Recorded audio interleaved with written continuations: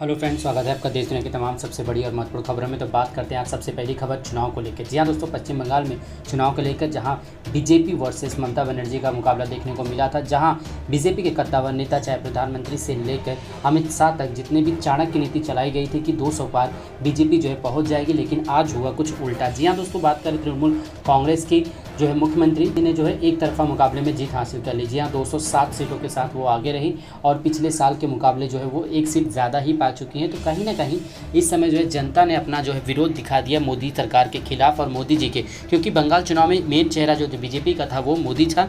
और मोदी जी के आने के बावजूद, जी हाँ, इतने सारे कोरोना के केसेस निकलने के बावजूद प्रधानमंत्री नरेंद्र मोदी ने सिर्फ बंगाल जीतने के ऊपर फोकस किया और आखिरकार जनता ने उन्हें धूल चटा दी। जी हाँ, 5 राज्यों में वोटों की गिनती चालू है। बंगाल में तृणमूल ने भाजपा को हराया, पर नंदीग्राम में भाजपा ने ममता को डराया। सिर्फ 1200 वोट से जीत सकी, फिर भी जीत होती है। कहीं ना कहीं जो है ममता बनर्जी पूरी तरह से खेल में हावी रही। खेला होबे में जो है पूरी तरह से ममता बनर्जी ने पश्चिम बंगाल का किला जीत लिया। अब बात करते हैं अगली सबसे बड़ी खबर की तरफ। दिसंबर में कहा था बंगाल में दहाई का आंकड़ा पार नहीं कर पाएगी भाजपा।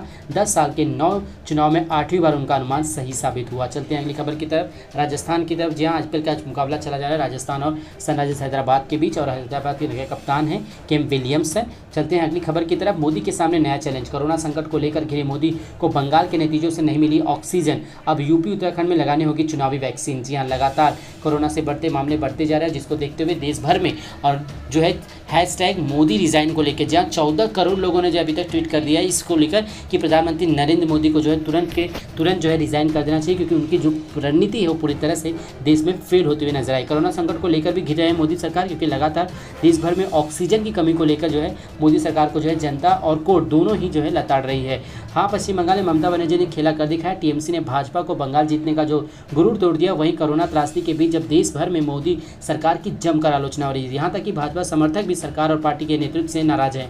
इसके बीच पश्चिम बंगाल की हार भाजपा के लिए कोरोना की पॉजिटिव रिपोर्ट जैसी रही। यहाँ भाजपा को वोटों की पर्याप्त ऑक्सीजन नहीं मिल पाई। हालांकि असम में भाजपा जीत रही है, ऐसे में पार्टी वेंटिलेटर पर जाने से जरूर बच गई। तो कहीं ना कहीं जो है इस पर अब जो है प्रधानमंत्री नरेंद्र मोदी को जो है बात सोचना होगा कि देश में जो है माहौल चल रहा है, जो नेतृत्व को लेकर उनकी सरकार घिरी हुई है, तो क्या उसके ऊपर वो एक्शन लेते हुए जो है रिजाइन देंगे या नहीं देंगे।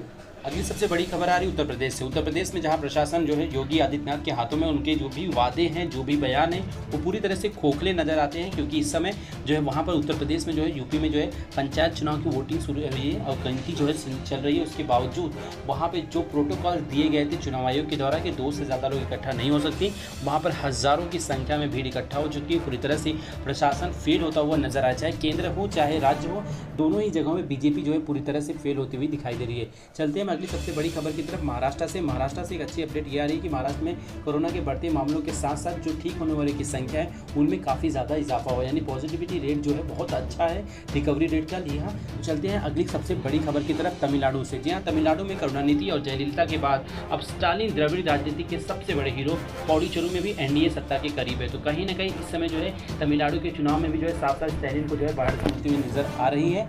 चलते हैं अगली खबर की तरफ, दामोह उपचुनाव की मतगणना लाइव। जी हाँ, कांग्रेस के टंडन 12,000 अधिक वोटों से आगे चल रहे हैं और बीजेपी शहर में पिछड़ी।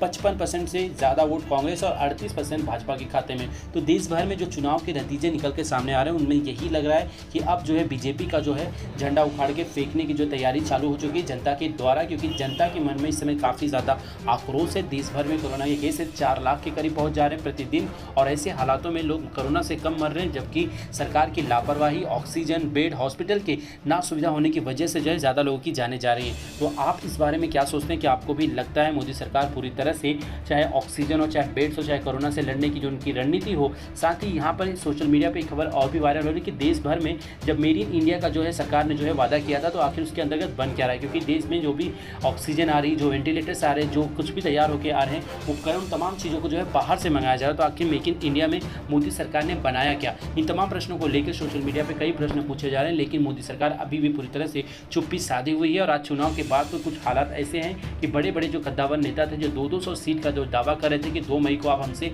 पूछ लीजिएगा, जैसे अमित शाह ने साफ साफ कहा था कि 2 मई को वो आएंगे और बताएंगे कि 200 के आंकड़े के पार पहुंच चुकी है बंगाल में। लेकिन आज कोई भी बड़ा नेता जो है चुनावी का जो है समीकरण को जो है हल करने के लिए अभी तक न्यूज़ चैनल पर नहीं आया। तो वीडियो पसंद आए वीडियो को लाइक और चैनल को सब्सक्राइब करना ना भूलें। साथ ही दोस्तों आपकी राय क्या है कमेंट सेक्शन में ज़रूर दीजिएगा। वीडियो अच्छा लगा या